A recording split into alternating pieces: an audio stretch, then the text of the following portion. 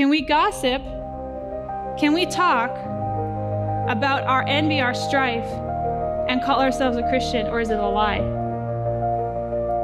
What does the verse say? Lie not against the truth. Manuscript says, this is the day of the Lord's preparation. We have no time now to talk unbelief or to gossip. No time now to do the devil's work. Whose work is it? It's the devil's work.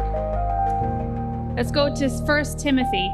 We were there yesterday in 2 Timothy. We're going to go to 1 Timothy chapter 5 and verse 13.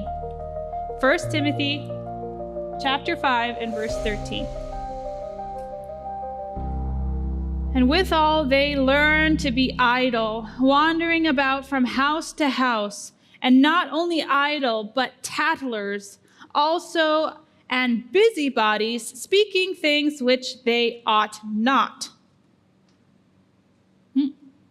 Let's go to the next one. I will therefore that the younger women marry, bear children, guide the house, give none occasion to be adversaries, to speak reproachfully.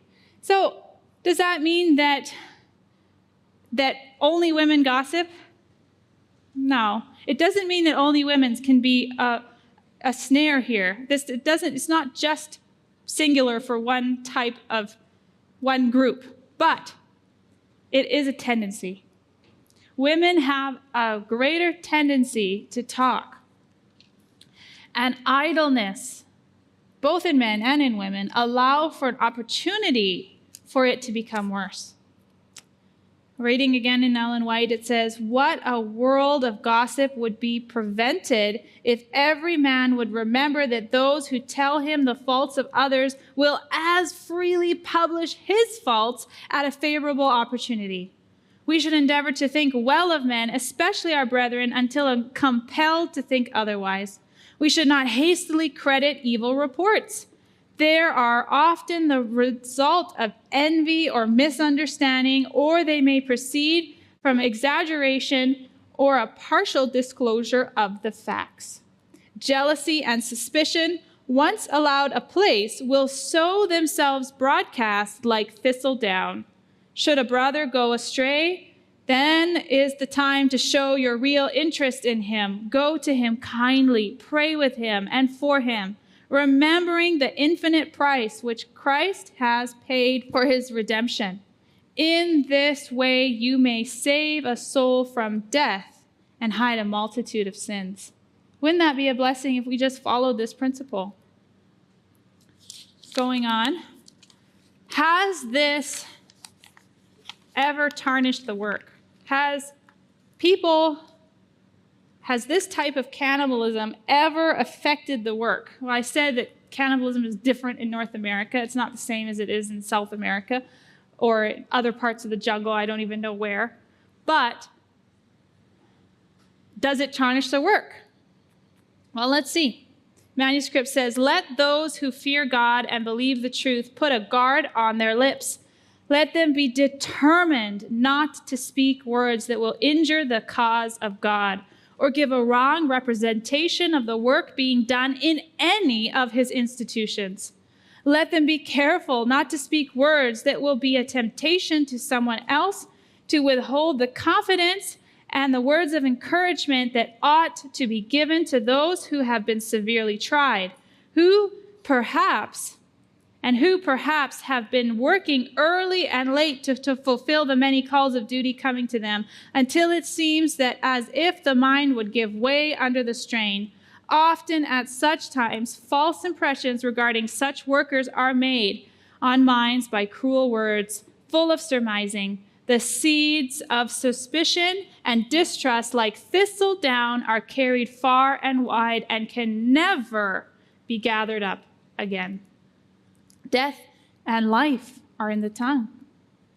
God's children are very precious in his sight, and those who by pen or voice weaken the influence of even the least of those who believe in Christ Jesus are registered in heaven as injurers of the Lord himself, insomuch as ye have done it unto one of the least of these, my brethren, you have done it unto me.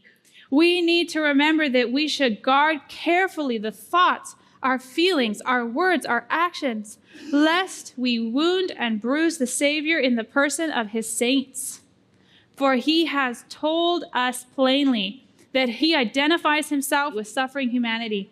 Not one of God's faithful ones will receive the honor of a crown of life in the kingdom of glory who has not passed through severe conflicts and trials. Everyone who wins in running the race of immortality will have striven lawfully. We are to direct the weapons of our warfare against our foes, but never to turn them towards those who are under marching orders from the King of Kings, who are fighting manfully the battles of the Lord. This is our brothers and sisters. Let no one aim at a soldier who God recognizes, whom God has set forth to bear a special message to the world and to do a special work.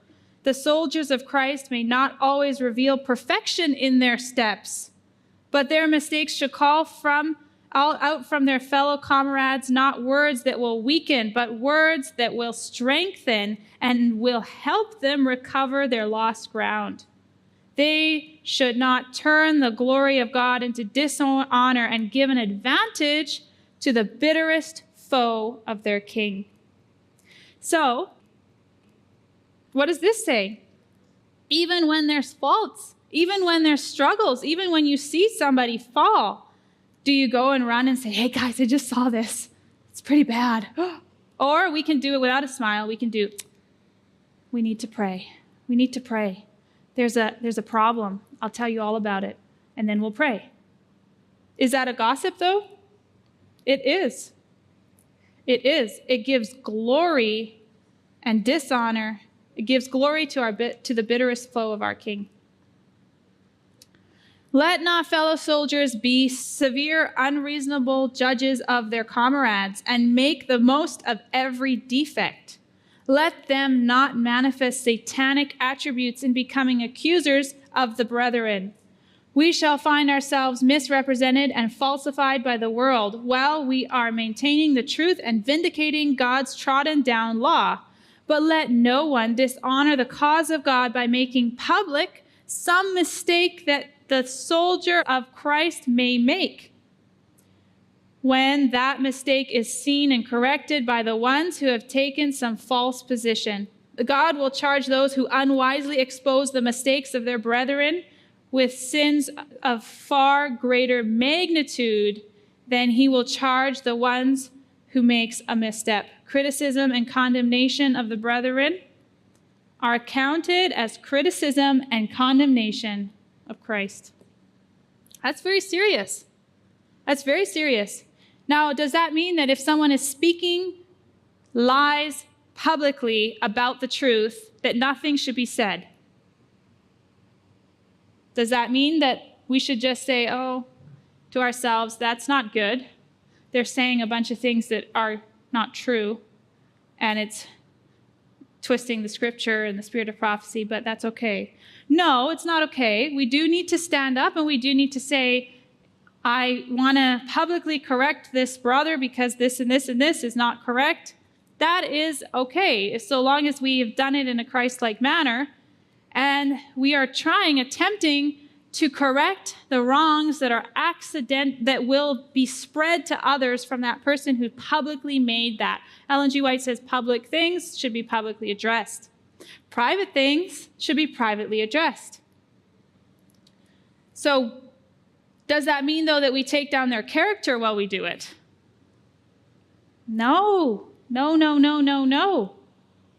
We have no time to pull out our fists and fight amongst ourselves. We have to just preach the word. If we were to just focus on the word of God and say, I want to tell you something beautiful in the Bible, all of this would have just fall away. This would never be a problem even. The tongue that delights in mischief, the babbling tongue that says, report, and I will report it, is declared by the Apostle James to be set on fire of hell. It scatters the fire bands on every side. What cares the vendor of gossip that he defames the innocent? He will not stay his evil work, though he destroy hope and courage in those who are already sinking under their burdens. He cares only to indulge his scandal-loving propensities. Even professed Christians close their eyes to all that is pure, honest, noble, and lovely, and treasure up whatever is objectionable and disagreeable and publish it to the world. So what is the cause of gossip?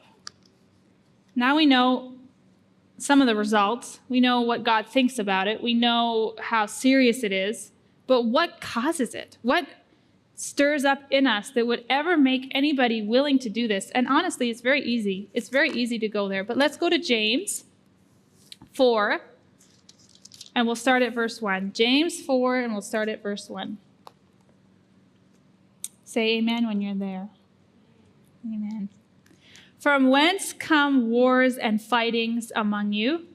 Come they not hence, even out of your lusts that war in your members? Ye lust and have not. Ye kill and desire to have and cannot obtain. Ye fight and war, yet ye have not, because ye ask not. That's interesting. It's interesting because people can fight, but they didn't ask God. If they had only asked God for these things, perhaps they would get them. But the next verse says, ye ask and you receive not, because ye ask amiss, that ye may consume it upon your lusts. Does God honor all the prayers that we have, even if they are selfish prayers and we just really, really, really want that Ferrari, please, Lord? No. All things work together for good for those that are called upon in my name. Correct? So we do things for his glory, not for our glory. Otherwise, we're a church of selfishness, not a church of selflessness. So we have to, of course, ask ourselves, why are we even asking for these things? Verse 4, ye adulterers and adulteresses, know ye not that the friendship of the world is enmity with God? Whosoever will be a friend of the world is the enemy of God. Do ye think that the scripture saith in vain, that the spirit that dwelleth in us lusteth to envy? So he's asking here, do you think that in the scripture we see that we have a fallen nature? We have a nature that lusteth after envy, after strife, after all these unclean things. And he's asking us, do you think that the Bible said that in vain? Do you think that the Bible said that person but not you? Somehow it's not us when the Bible talks about these things. But it is us, friends. It is us. Keep going to verse 6. But he giveth more grace. Wherefore he saith, God resisteth the proud, but giveth grace unto the humble. Submit yourselves before God. Resist the devil, and he will flee from you. Draw nigh unto God, and he will draw nigh unto you. Cleanse your hands, ye sinners, and purify your hearts, ye double-minded. Be afflicted and mourn, and weep. Let your laughter be turned to mourning, and your joy to heaviness. Humble yourselves in the sight of the Lord, and the Lord shall lift you up. Speak not evil one of another, brethren. He that speaketh evil of his brother and judgeth his brother speaketh evil of the law and judgeth the law. But if thou judge the law, thou art not a doer of the law, but a judge. There is one lawgiver who is able to save and destroy. Who art thou that judgest another? What could it be that causes people to do this? Is it God? Is it the love of a brother that causes them to do things like this? No. It's lust.